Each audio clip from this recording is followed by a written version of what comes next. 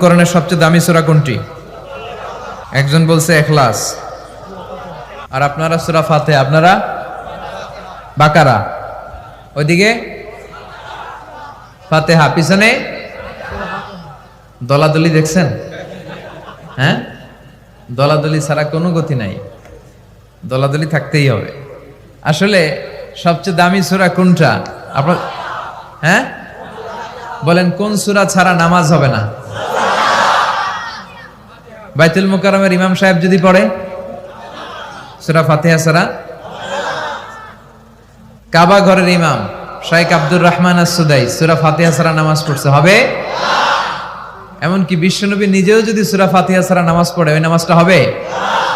হবে না। কারণ বিশ্বনবী নিজেই বলেছেন, লা সালাতা লিমান লাম ইয়াকরা বিফাতিহাতিল কিতাব। যে ব্যক্তি সূরা ফাতিহা সালাতে পড়ে না, তার সালাত হয় না। বিশ্বনবী বলেছেন এটা হচ্ছে আফদালুস সুয়ার, আযমুস সুয়ার। বুখারীর বর্ণনা, আযমুস সুয়ার মিনাল কুরআনিল কারীম। কোরআনের সবচাইতে দামি সূরা, যে সূরা ছাড়া নামাজ হয় না। সূরাটার নাম মুখস্থ আছে না সবার?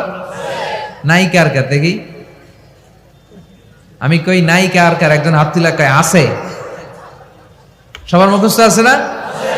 আলহামদুলিল্লাহ। অনেক হিন্দু ভাইদেরও মুখস্থ, অনেক হিন্দু ভাইরাও সূরা ফাতিহা পড়ে, জানেন? আল্লাহ তাদের হৃদয়ের ভিতরেও তুমি ইমানের নূর দিয়ে হৃদয়টাকে নূরানি করো।